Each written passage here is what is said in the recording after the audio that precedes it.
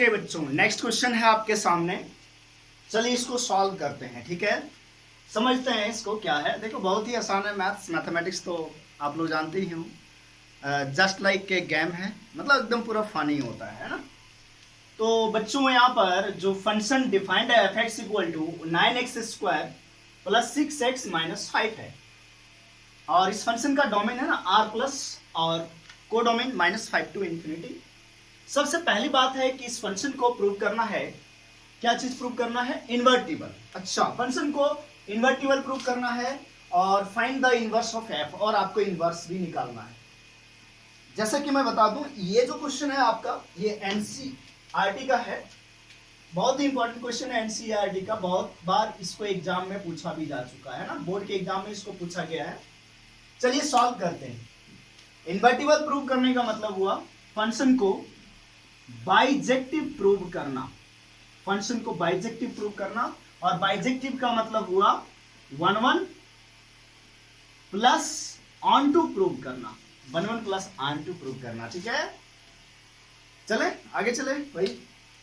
तो क्वेश्चन जो गिवन है, F r+2 -5 to infinity F x equal to 9x² plus 6x minus 5। सबसे पहले हम लोग चेक करते हैं 1 मतलब चेक करते हैं कि फंक्शन जो है 1 है या नहीं है, ठीक है। 1 है या नहीं है। तो बच्चों 1 के लिए हम लोग क्या लेते हैं? fx1 बराबर fx2 where x1, x2 belongs to r+, है ना। x1, x2 belongs to r+। क्यों लिखा? इसलिए लिखा कि जो गिवन फंक्शन है इसका डोमेन r+, यानी यहां पर जो x है वो बिलोंग कर रहा है r+ से।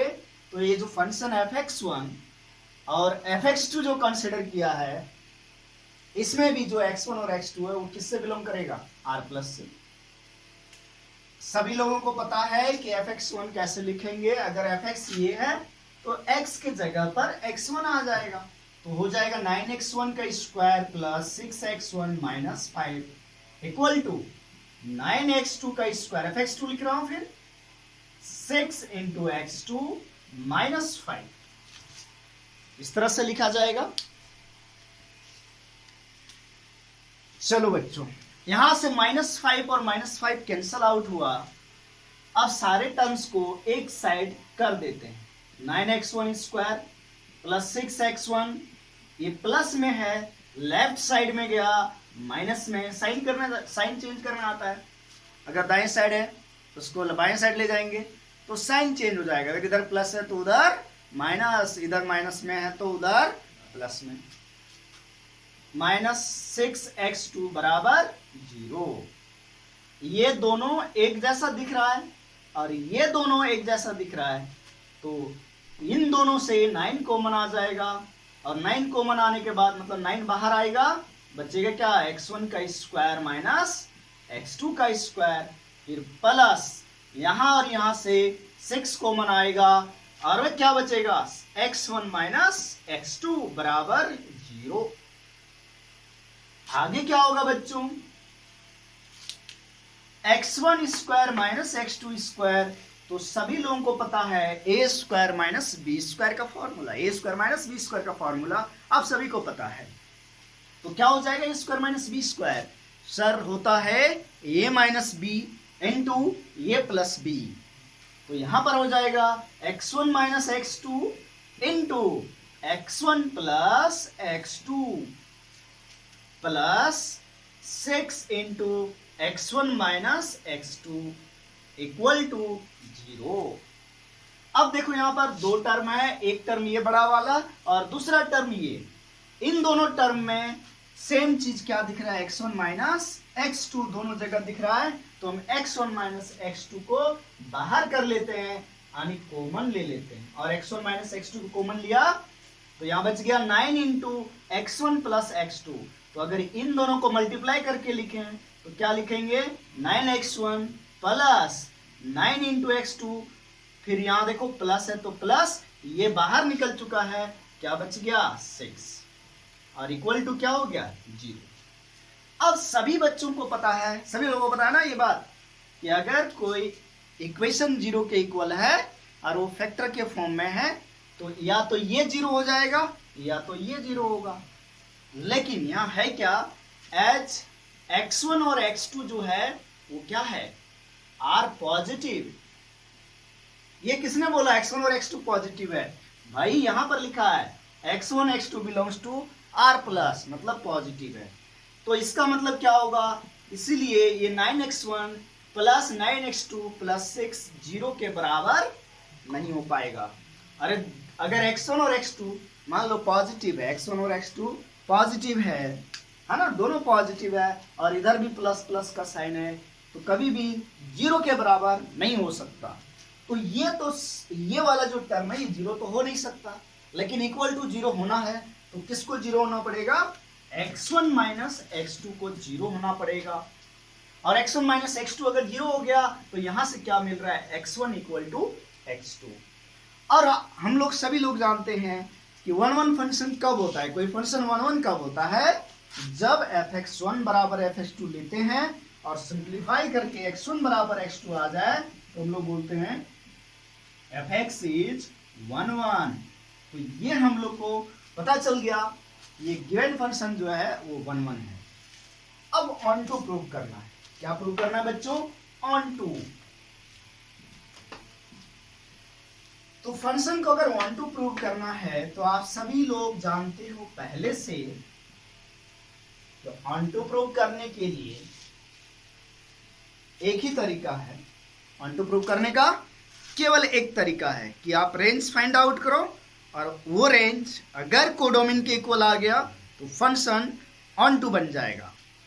क्या बोला भाई, एक बार और बोल के बताओ, ऑन टू कब होगा, जब रेंज और कोडोमेन दोनों बराबर हो जाएगा। तो रेंज निकालने के लिए सबसे पहले हम लोग को फंक्शन का डोमेन पता करना होता है, और बच्चों डोमेन क्या है, r प्लस है। इस फंक्शन का डोमेन r प्लस है, अगर डोमेन r प्लस है, r प्लस का मतलब सर क्या होता है ये बताओ। तो बच्चों r प्लस का मतलब हुआ नंबर 0 से लेकर के इंफिनिटी तक, है ना। इसलिए मैं 11th क्लास में बेसिक मैथमेटिक्स पहले पढ़ाता हूँ, r प्लस r माइनस का मतलब क्या होता है। तो ये 0 टू इंफिनिटी, और ये फंक्शन का जो डोमेन है वो 0 टू इंफिनिटी है। जो बच्चे क्वाड्रेटिक फंक्शन पढ़ाए, मतलब क्वाड्रेटिक पॉलिनोमियल पढ़ाए, उन लोगों को पता है कि इसका जो ग्राफ बनेगा, इस क्वाड्रेटिक का, वो ये पैराबोला बनेगा, अपवर्ड पैराबोला। इस तरह ग्राफ बनता है, और अपवर्ड पैराबोला बनेगा इसका ग्राफ, और ये जो वर्टेक्स होता है, ये वर्टेक्स ना वो x equal to minus B by 2a पर होता है, और b का वैल्यू देखो 6 है तो माइनस 6/18 यानी -1/2 पे होगा। तो ग्राफ अगर मैं बना के दिखाऊं तो ये वर्टेक्स आएगा -1/2 पे, -1/2 जैसे ये -1 है तो -1/2 कहीं यहां पर होगा, तो इस तरह से मान लो ग्राफ हो जाएगा। तो हम लोग को ग्राफ केवल कहां तक लेना है, जो डोमेन दिया ना वो 0 से लेकर के इधर ही दिया है, यानी ग्राफ जो आएगा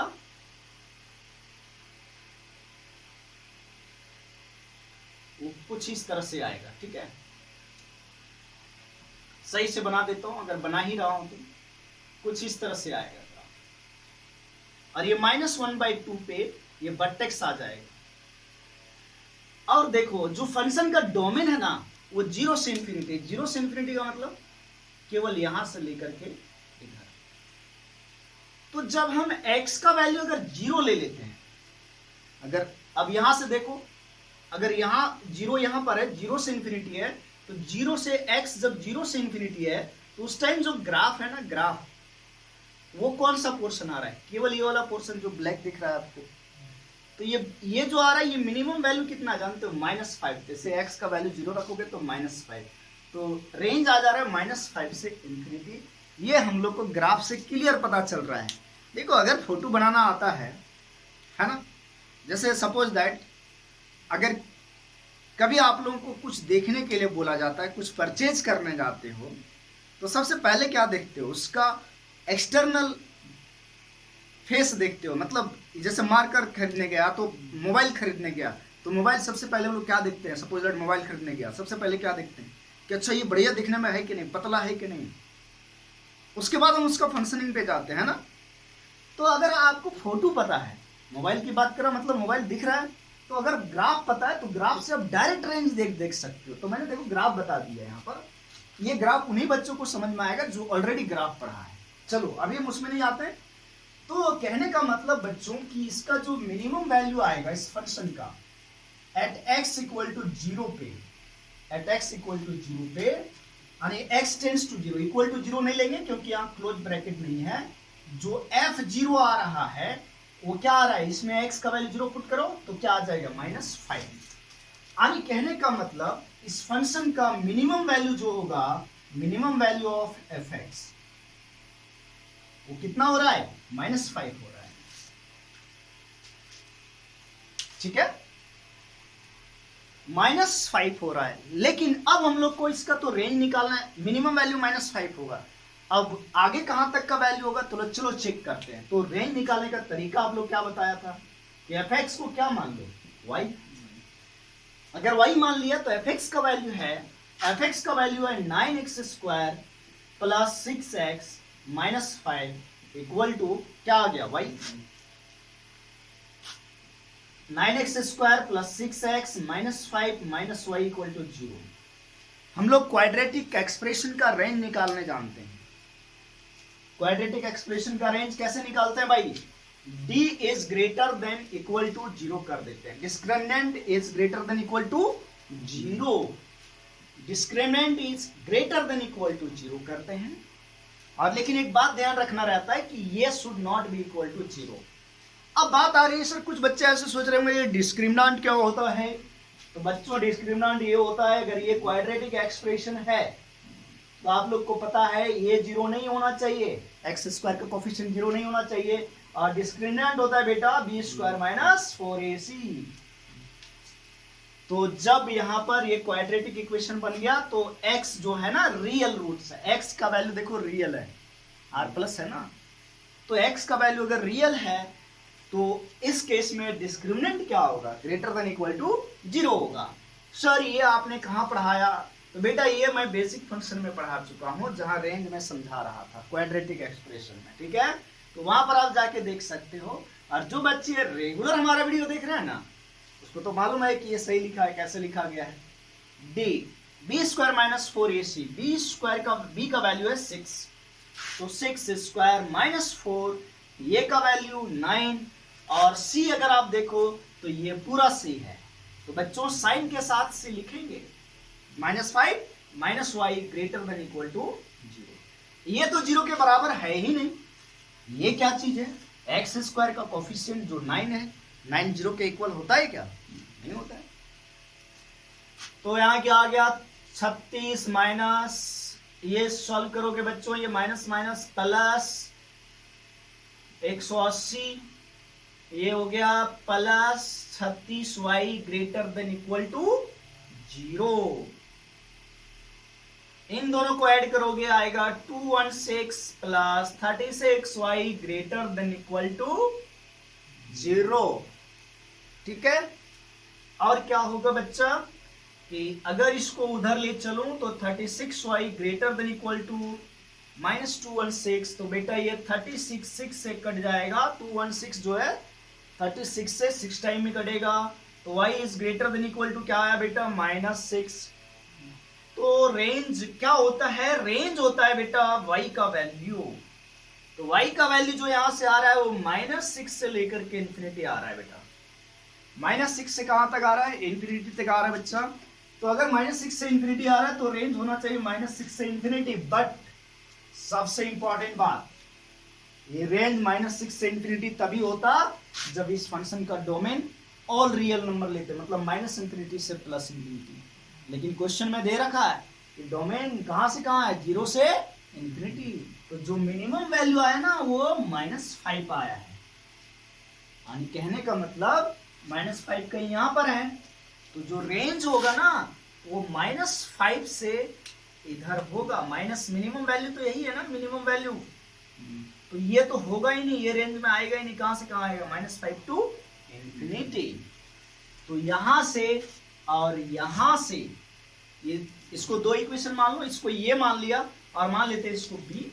तो ये और बी से हमारा कंक्लूजन क्या निकल रहा है बच्चा लोग, ए और बी से हमारा कंक्लूजन निकल रहा है, क्या निकल रहा है ए और बी से हमारा कंक्लूजन, कि जो रेंज आया हमारा, वो रेंज आया बच्चा -5 टू इंफिनिटी आया, और ये जो रेंज आया वो हमारे कोडोमेन के इक्वल है। और अगर रेंज कोडोमेन के बराबर है, अगर रेंज कोडोमेन के बराबर है, तो बच्चा लोग फंक्शन जो होगा वो ऑन टू फंक्शन हो जाएगा। और इसको इक्वेशन नंबर 2 मान लो।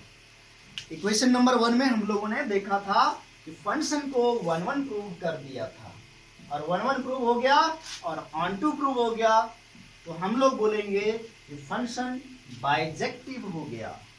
इसलिए क्या लिखें, from 1 and 2 fx is bijective. Bijective कहने का मतलब हुआ इन्वर्टिबल। फंक्शन क्या प्रूव हो गया, इन्वर्टिबल प्रूव हो गया। चलो यहां तक का पोर्शन खत्म हुआ। अब हमारा काम बचा है क्या, इनवर्स निकालने के लिए। चलो बच्चों इनवर्स निकालते हैं। साफ कर, तो इसको साफ कर लेते हैं। आप लोग भी साथ में कॉपी करना, नहीं होता वीडियो को पॉज करके कॉपी कर लो, ठीक है। चलो अब इनवर्स निकालते हैं हम लोग। Inverse of F.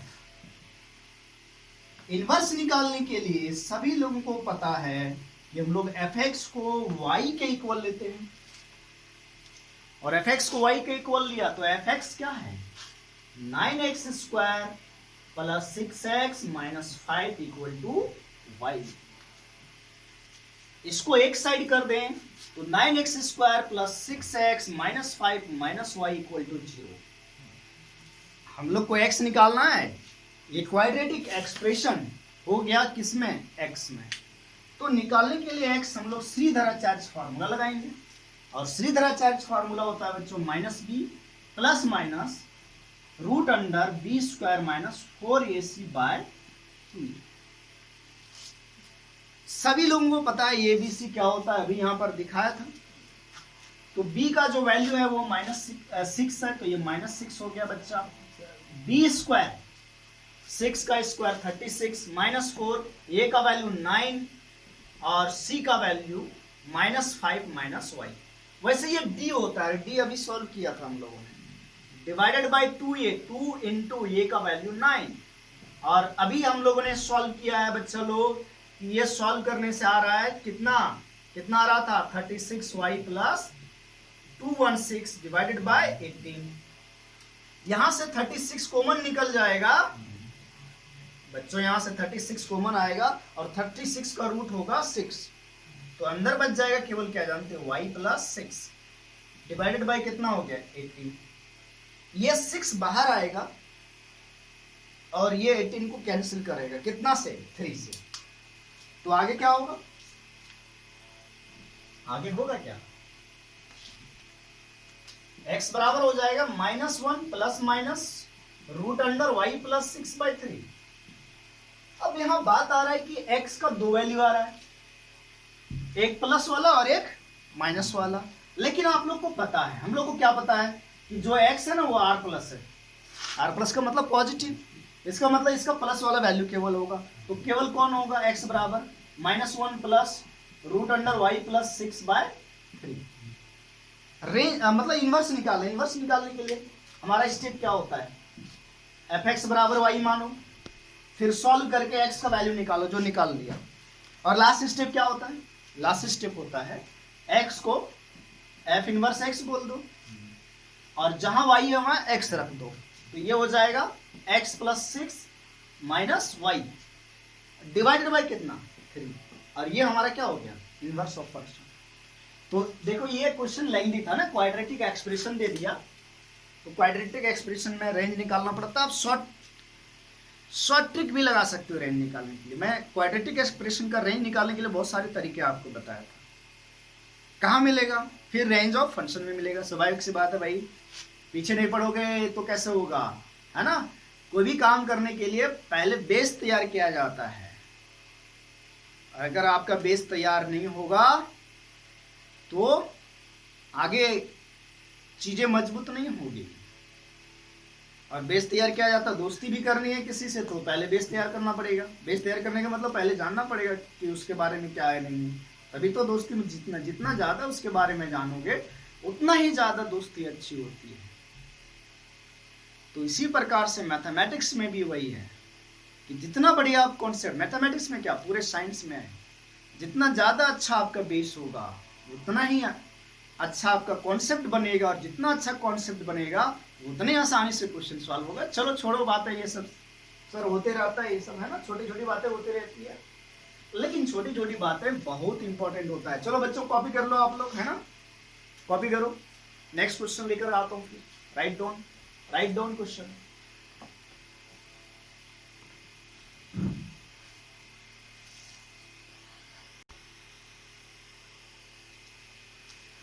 हाँ बच्चों, ये देखो क्वेश्चन है, अगर एफ एक्स ये चीज है तो इनवर्स निकालना है। ये आईटी नाम तो सुना होगा, आईटी बोल रहा हूँ, आईटी 2002 में पूछा गया है क्वेश्चन।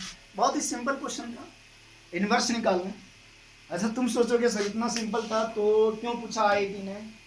सिंपल तो है लेकिन लॉजिकल भी है, कहीं पर आपको बेसिक कॉन्सेप्ट का जरूरत पड़ेगा। ठीक है, तो चल रहे हैं सॉल्व करते हैं। इनवर्स निकालने के लिए हम लोग को सबसे पहला काम क्या करना होता है, एफ एक्स बराबर क्या मान लेते हैं, Y. F x equal to Y मान लिया बच्चों, और F x equal to Y माना, उसके बाद क्या करना है, एक्स निकालना है सॉल्व करके। एफ एक्स क्या दिया हुआ है, e to the power x plus e to the power minus x divided by 2 is equal to y। आगे इसको क्रॉस मल्टीप्लाई करिए, e to the power x plus e to the power minus x equal to y। Sir अब x कैसे निकालना है, यहाँ power में तो x और यहाँ पावर में माइनस x, क्या करना चाहिए, कैसे निकाला जाएगा? ये 9th-10th का कॉन्सेप्ट लगेगा इसमें कुछ।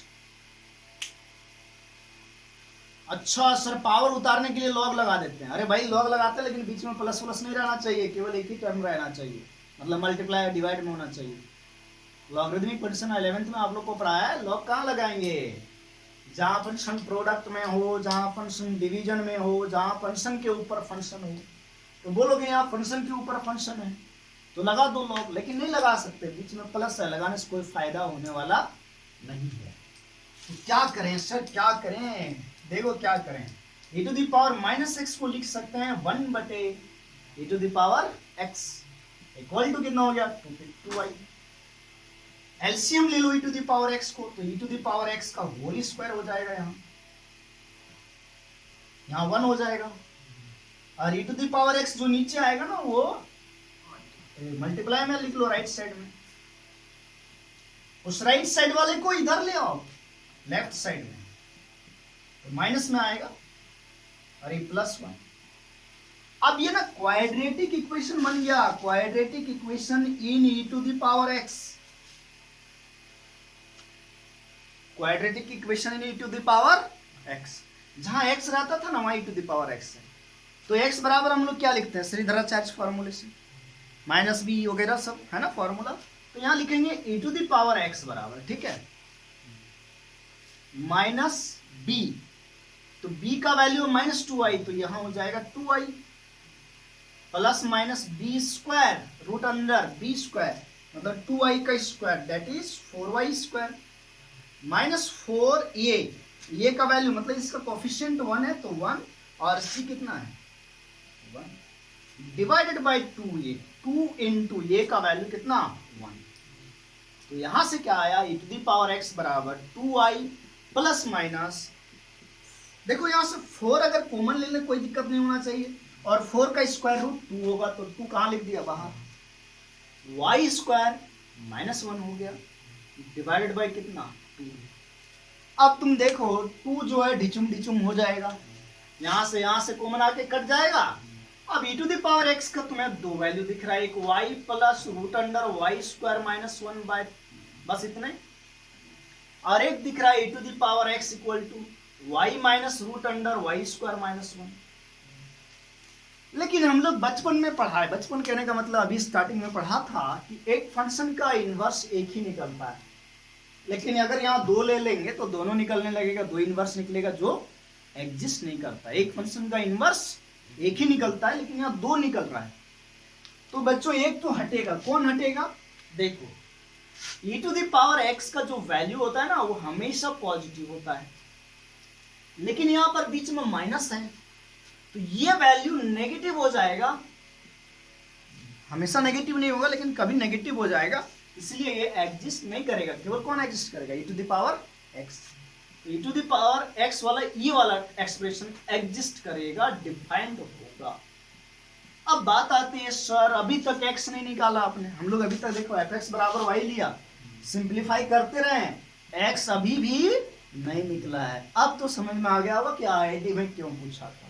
एक टर्निंग पॉइंट यहाँ था, यहाँ से आगे कैसे बढ़े, दूसरा टर्निंग पॉइंट यहाँ आया। अब यहाँ पर तुम लॉग ले सकते हो ई बेस का, क्योंकि अब एक ही फंक्शन बचा, प्लस वगैरह में इस तरह नहीं है, तो यहाँ लॉग लेंगे कौन सा बेस का? यहाँ लॉग लेंगे ई बेस का, तो ई बेस का लॉग ले लेते हैं दोनों साइड, बेस ई का।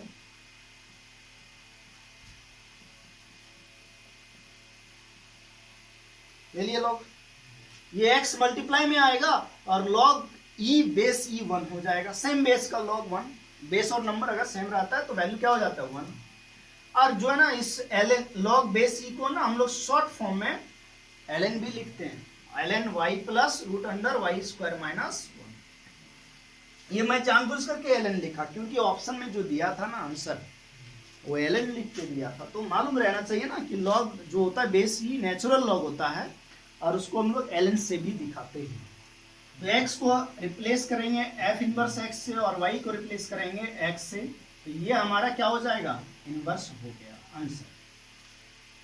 चलो बच्चों आप लिख लो इसको, ठीक है, लिखो, कॉपी कर लो।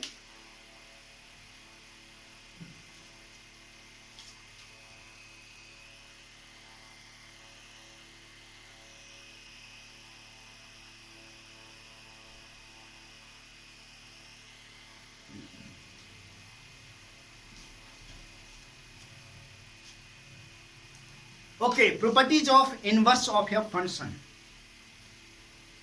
तो अब हम लोग लास्ट में देख लेते हैं कि इनवर्स फंक्शन का क्या क्या प्रॉपर्टीज है।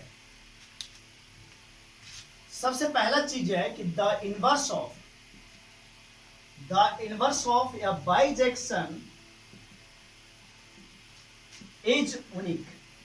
जो अभी तक मैं बताते आया, एक्सप्लेन करते आया, अगर कोई बाइजेक्टिव फंक्शन है तो उसका एक ही इनवर्स होगा, एक ही इनवर्स होगा। एकदम स्टार्टिंग क्लास में आप लोगों ने एरो डायग्राम से भी समझा था इस बात को कि एक बाइजेक्टिव फंक्शन का एक ही इनवर्स होता है। दूसरी बात लिख लेते हैं, द इनवर्स ऑफ या bijective function is also bijective.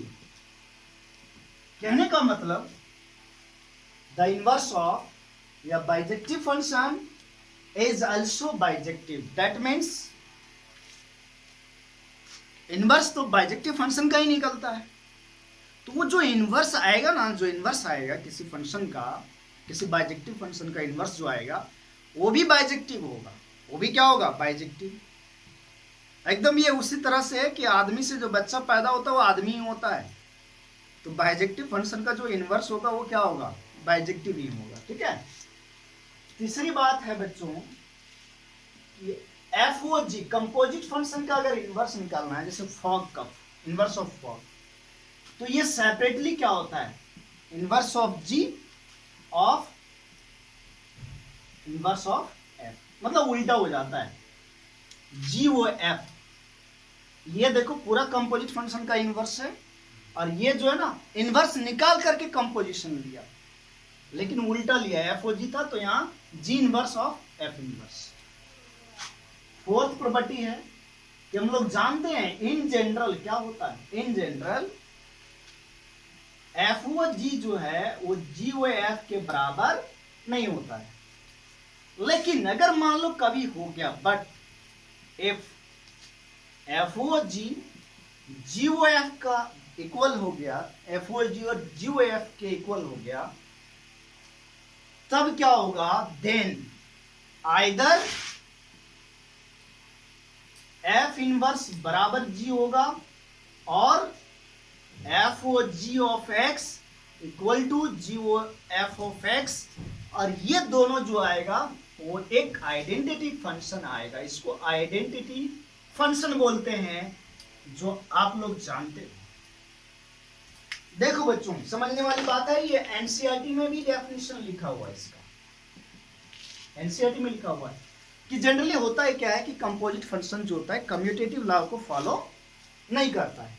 लेकिन अगर कभी ऐसा हो गया तो ऐसा तभी होगा जब एफ और जी एक दूसरे का इनवर्स होगा, एक दूसरे का उल्टा होगा।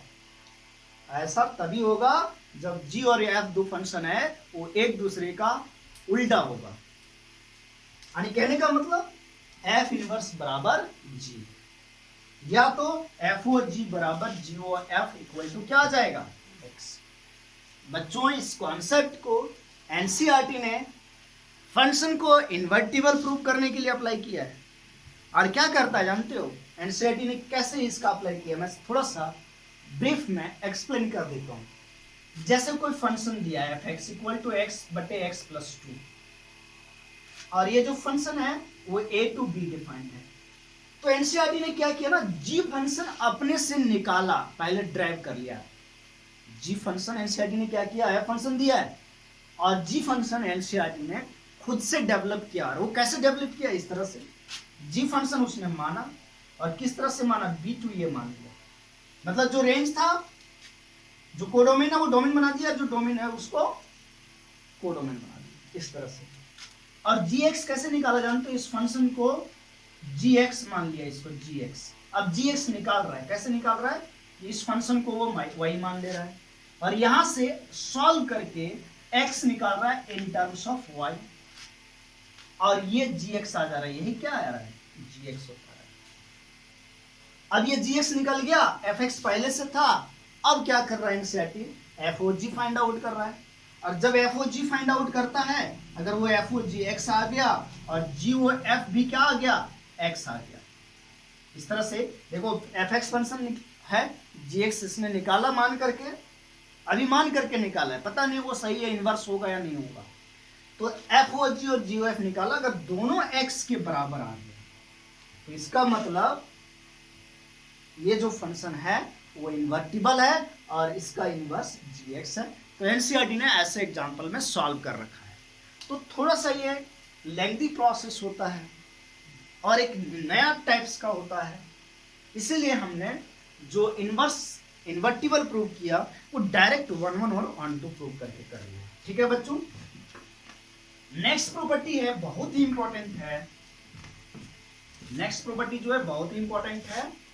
अच्छा, ये एग्जांपल मैंने जो बताया ना यहाँ पर, वो इसलिए बताया, कल को आप एनसीईआरटी का एग्जांपल पढ़ने जाओ तो आपको समझ में आ जाना चाहिए बढ़िया से। ठीक है, तो एग्जांपल क्या कह रहा है, नहीं तो लोग डाउट लेके आ जाते हैं कि सर यहाँ कैसे प्रूव किया है। समझ आ रही बात? चलो, नेक्स्ट प्रॉपर्टी बहुत ही झकास है, एकदम बढ़िया प्रॉपर्टी है। कॉन्सेप्ट भी बनेगा यहाँ से अगला चैप्टर का, जो इनवर्स ट्रिग्नोमेट्रिक फंक्शन है।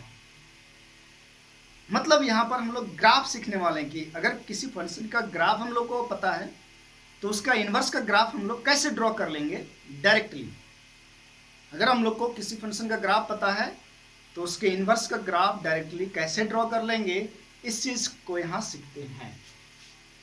तो बच्चों होता क्या है कि the graph of function fx and its inverse f inverse x are mirror image in या line y equal to x। I think आप लोग को बात समझ में आ गया होगा, नहीं समझ में आया तो समझो ऐसे। आप सभी लोगों को पता है कि अगर फंक्शन हम लोग e to the power x लिए तो इसका जो इनवर्स होगा यानी f इनवर्स x जो होगा वो ln x होगा। e to the power x के फंक्शन का इनवर्स ln x आएगा। आप देख सकते हो, कैसे देखोगे? y equal to e to the power x मान लेंगे। इनवर्स कैसे निकालते हैं? इसको y मान लिया, दोनों साइड log लिया, यानी e to the power x को y माना, log लिया बेस e का, log e to the power x बराबर log y हो गया। ये x मल्टीप्लाई में आएगा और ln e 1 हो जाता है, ये ln y हो गया, ln e 1 होता है तो x बराबर ln y। x को रिप्लेस कर देंगे f इनवर्स x से और y को रिप्लेस कर देते हैं x से। देखो e to the power x का इनवर्स क्या आया? e to the power x का जो इनवर्स आया बच्चों वो क्या चीज आ गया? ln x आ गया। अब आप लोग सभी लोग जानते हो, क्या जानते हो भाई? ग्राफ किसका? दोनों फंक्शन का। तो ओरिजिन हुआ e to the power x का ग्राफ जो जाता है वो इस तरह से जाता है, ये 1 से गुजरता है, ये e to the power x का ग्राफ हो गया। log x का भी ग्राफ आप लोग जानते हो, इस तरह से आता है, ये y equal to ln x का ग्राफ हो गया। अब y इक्वल टू x अगर लाइन ड्रॉ करें तो y इक्वल टू x जो लाइन जाता है इस तरह से जाता है, ये y equal to x line हो गया।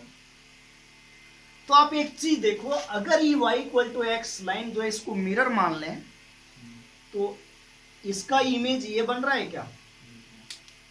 थोड़ा सा यहां टेढ़ा हो गया इस तरह से, इसका इमेज ये है, या तो बोल सकते हैं इसका इमेज ये है। और मिरर का काम कौन कर रहा है? y equal to x line. तो यही बात को लिखा गया कि the graph of function f(x) and its inverse, मतलब इसका inverse, graph of function and its inverse.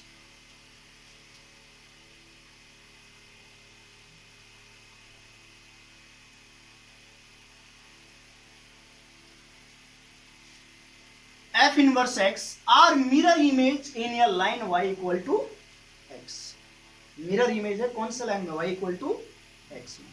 अच्छा, यहां पर एक कॉन्सेप्ट और समझाना चाह रहा हूं। अगर ये दोनों फंक्शन एक दूसरे का इनवर्स है तो अगर इसके ग्राफ पे कोई एक पॉइंट a, b है ना, तो इसके इनवर्स पे जो पॉइंट होगा वो क्या हो जाएगा? b, a। मतलब ये भी उल्टा हो जाएगा, इनवर्स का मतलब उल्टा ही होता है। तो कल को अगर हम लोग को किसी फंक्शन का ग्राफ पता है और वो फंक्शन बाइजेक्टिव है तो उसके इनवर्स का ग्राफ हम लोग डायरेक्ट बना सकते हैं। कैसे? इमेज बना देंगे, कौन से लाइन के रिस्पेक्ट में? y equal to x line के रिस्पेक्ट में। जैसे समझो यहां पर, इधर मैं काम कर रहा हूं, देखना समझा रहा हूं। यहां पर देखो, जैसे यहां पर हमने ले लिया